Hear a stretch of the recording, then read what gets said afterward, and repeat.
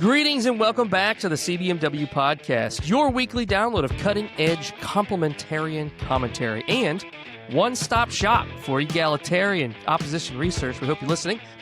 I am Jonathan Swan, executive editor of Icon, a journal for biblical anthropology, and I'm joined alongside by Colin Smothers, the executive director of CBMW and CBMW's president, Denny Burke. Now, this is related, I promise, to what we'll talk about here. But when I went to the kitchen this morning to make my kids their breakfast meal, I noticed this blob of humans. There were three boys piled on top of one another, and I thought to break it up, but sometimes you got to let these things play out. But they were wrestling first thing this morning. Colin, you've got a few brothers. I'm sure you know exactly what I'm talking about.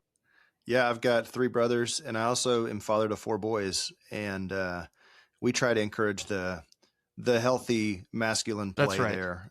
Nobody gets hurt, but also everybody having fun. Absolutely. Well, today we want to talk about an article released in the Wall Street Journal. Denny, was this article today? Was this from today? I don't know what the date was on it. It looks like it was. It's recent. No, yes, it looks like it was 2 days ago. All right, it's recent this week. It's from Brad Wilcox. He's a sociologist. 9th. What was that? December 9th. December 9th, okay. And we actually have interviewed him multiple times on Icon, but he's got this interesting article today we want to discuss, and I want to start just with an anecdote from it. It's the whole article is about young men. He leads by saying, "My female students at the University of Virginia are worried about the state of the opposite sex. The women who take my sociology of family class tell of brothers living in their parents' basements, boyfriends hooked on pornography, and male peers who don't pull their weight in group projects. Most troublingly, many of these women say they have never been asked on a date.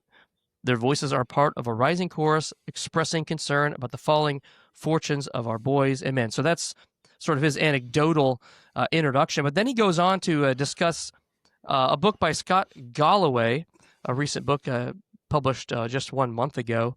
It's called Notes on Being a Man. And he says this. Galloway does. He says, "Neither in school nor working has, the share of young men who are, quote, neither in school nor working has tripled since 1980. Wilcox goes on to say, meanwhile, 60% of young men between the ages of 18 and 24 still live with their parents. And according to Mr. Galloway, 45% of young men have never even approached a woman in person. This male malaise is driving, quote, deaths of despair, suicide, drug overdose, alcohol poisoning, end quote, to record highs among men, especially working class men." So, Denny, what are your thoughts just on these general figures, the rest of the article? Should we be concerned about the state of young men in our society? Well, what's happening here is Brad Wilcox is reviewing a book by Scott Galloway titled Notes on Being a Man. And so it looks like the book, which we haven't gotten yet, we're just looking at the, Brad Wilcox's coverage of it. It looks like it's basically the book is confirming what all of us have already been seeing anecdotally, and that there's a crisis of manhood in our culture today. And this has been ongoing for a number of years. I would say it's been a slow burn for decades. You've moved from second wave feminism in the 1960s and 70s all the way to a kind of the scandal of manhood. You say, well, what do you mean by the scandal of manhood? What I mean is that today masculinity is conceived of as toxic masculinity. In other words, masculinity itself is a scandal to a lot of people. I'm not saying that there's no such thing as people who behave in bad ways, according to masculine stereotypes. What I'm saying is that masculinity itself has been eviscerated through a number of ideological moves, and then also a lot of social pathologies that have been going on for a long time. And the ideological moves are not disconnected from the social pathologies. Let's just take one example from the article. Think about the ubiquity of pornography use today. Now, think about how basically progressivism was approving of this and removing restraints on this for years and years and years. And now you've got a technology that can deliver this content to anyone, including men, at any time of the day, to their cell phone, their smartphone. And so they've got access to all of this all of the time. And so we've talked about this on here numerous times. Okay. But here now, Brad Wilcox and then also Scott Galloway are confirming that what happens to the male sex drive if he's just marinating his brain in porn? Well, it diminishes. And what happens if the male sex drive diminishes towards like actual women who aren't on the screen? Well, it means they don't ask them out on dates. It means the ones that are married are less interested in their real live living wives. It means their tastes and preferences are being shaped by, this content. This is just one part. This is just one feature that they're highlighting here about this crisis of masculinity and how it's been eviscerated. And I do think it's a combination of ideologies on the one hand, and which have manifested in certain social pathologies. Wilcox, throughout the article, the main part of it's maybe outlined in 3 major paragraphs, which he's outlining the main contents of this book, which appear to articulate masculinity under these 3 P's, which he says are protecting, providing, and procreating. Are these sufficient? What else would we maybe add to that? Well, I think inherent in those 3 P's is another one that we like to highlight here at CBMW. Men are built for leadership. So it takes leadership to provide. It takes leadership to protect. And obviously procreation is, connected to leadership in marriage, leadership in the family. So I do think that's good rubric here to sort of organize the data that's facing men, where men are currently, not living up to their design, and also where the society has challenged men in just those areas. As Denny pointed out, it's largely the successive waves of feminism that are telling men, they're not unique, they're not needed. A woman can do anything you can do, and probably even better. And so many men have heard that and said, well, maybe I can just check out and let my wife do it. Maybe I could just check out and, a father's not necessary. A mother is sufficient. Why does a boy need to grow up with a man in the home? He's got his mama. So you see the problem here at fundamental root is the notion of male-female interchangeability. We're telling men they're not unique, that they're not needed. Their leadership, their provision, their protection is not needed in society because women can do that. And again, maybe even do it better than you can. So men have got the message loud and clear. I'm not blaming everything on feminism here. I think men have obviously responsibility here for listening to these false messages and not taking on their God-given design to lead in society, to lead in their families. But the stats are crazy. John, you already highlighted one of them, but the one that jumped out to me was in that second paragraph when he said, the share of young men who are neither in school nor working has tripled since 1980. So these are guys that are not working, not in school. What are they doing? That number has tripled since 1980. There's another stat that I accessed recently for a talk I gave last week at the Fatherhood Commission down in Rome, Georgia. And that was that since 1970, the percentage of young men, or the percentage really of children growing up without a father in the home, has doubled since 1970. So it went from 17% back in the 1970s of children growing up without father in the home to now close to 40% today. Children growing up without a man in the home. Right there is the breakdown of all those P's, right? Provision, protection, the leadership vacuum is very apparent. It's really fascinating too in this article that, Galloway in his book cites the 3 P's that would give, purpose to a man's life: protection, provision, and procreation. Now, what's fascinating about this is that how much it overlaps with what we've been trying to talk about in terms of manhood for, over 30 years here at CBMW. Because what we've been arguing is what is reflected in a lot of people's doctrinal statements. Like I'm a Southern Baptist, and in the Baptist Faith and Message, it says that men are called to lead and to protect and to provide, and that this is a creational reality. In other words, this is not just a role that's a stereotype that's disconnected from nature.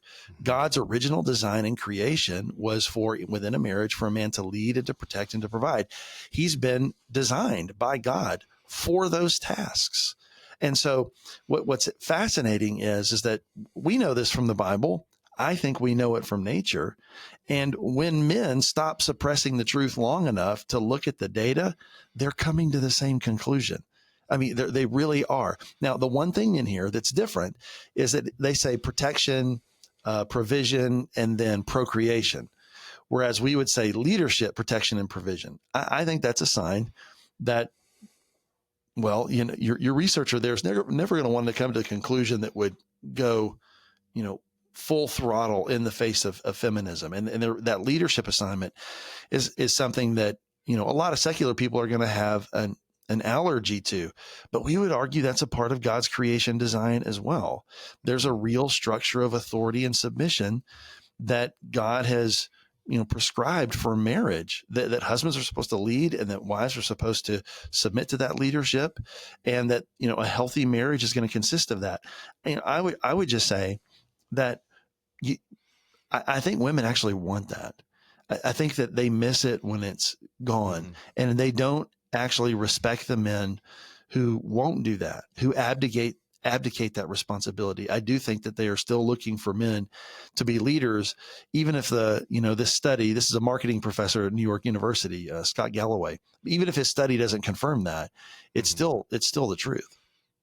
Yeah, I was looking at the Institute for Family Studies. I believe I saw a headline there that said women are most happy when their men are protective. And it was interesting in this article, I'm looking for it here, Galloway apparently talks about cultivating physical, it's here in the article, cultivating physical and emotional fitness. You consider what's happened in our education centers, where, you know, Abigail Schreier talks about these sort of group therapy sessions that happen at school, where you know, you're just to kind of draw up all of these feelings. How are you feeling today, and how are you feeling about this grievance? None of this fosters emotional strength, and especially among young men, the kind of strength that's needed to endure hard times and lead families. I don't know what you guys thought of that. I found that very interesting. Well, something else that sociologists do point out is something called the success sequence, and they recognize that if you get these life events in the right order, so many pathologies, social pathologies can be avoided, including, you know, poverty and the like. And that is, it's very simple. The sequence is graduate high school, get a job, and then get married before you have kids. And what we're looking at in these stats, the kind of stats that Galloway highlights, is the first part of those things. You know, maybe a lot of men are still graduating high school, but they're not getting a job. You know, a third of that number has tripled, or, you know, that number has tripled since 1980. And then they're delaying or maybe never getting married. And this is where I would, critique Galloway, and to his credit, Wilcox does the same thing. The procreation piece has to be in the context of marriage. There's a responsibility and a covenant that comes when a man, binds himself to a woman in covenantal agreements, and then it's through that union that produces their offspring, and forms families. And yeah, all of that is going to be emotionally taxing, which is going to need emotional resilience. Men need to be strong for the task, and the fathers are not raising their sons to be men. Society is telling them masculinity and manhood is the problem, so be less of a man, not more of a man. And I think we're seeing breakdown across the board.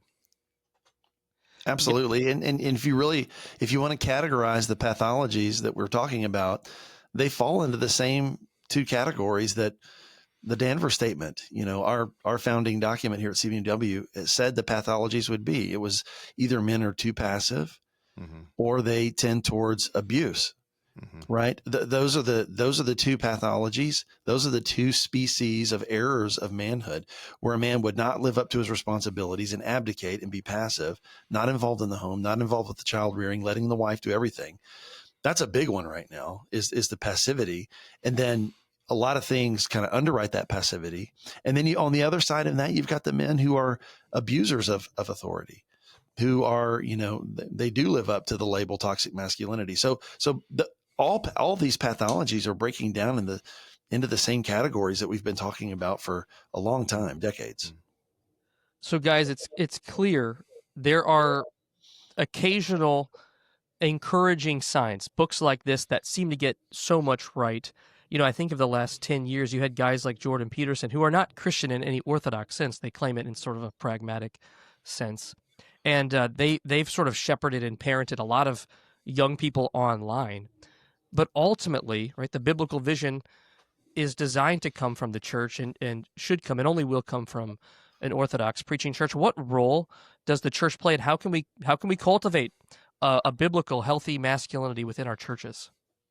I think the church has a prophetic role to play in this. We are the ones who are entrusted with God's testimony that and God's revelation that genuinely is the path of life. God's good creation in Genesis 1 and 2 is the blueprint for healthy masculinity and healthy femininity, and the blueprint out of a confusion of those things, which is so rampant in our society today. And then also the church is the caretaker and the propagator of the gospel message itself, which is the fix, which is the solution for all of the ways that we have failed, also in our masculinity and in the ways that culture is continuing to challenge men, and that is to man up like the Lord Jesus Christ, to live and be formed into His image, to receive the forgiveness for your pathologies, for your failures, for the ways that you have missed the mark, and then the hope that comes when you respond to that gospel. So the church should be modeling this. The church should be witnessing to this.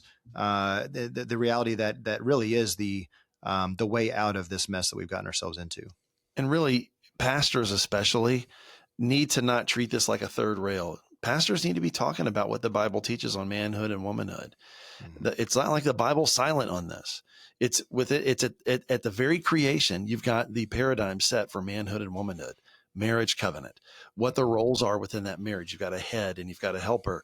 And, these are very elemental things in the Bible. And the Bible is presuming it throughout. Okay. Even when it's not talking about it, it's presuming this framework throughout.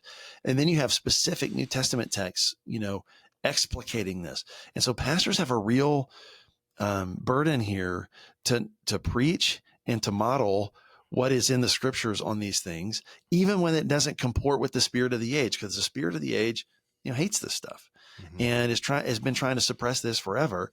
And so we just need to have a clear ministry of the word and a clear example given to the congregation. And that's where you're going to start to see growth. Well, there are no shortages on these topics here at our website, CBMW. We have an 8-week curriculum on men, women, and sexuality. We encourage you to subscribe to Icon, tell your pastors about it so they can do just that. Well, thank you so much for watching and listening today. For all of our resources, visit cbmw.org.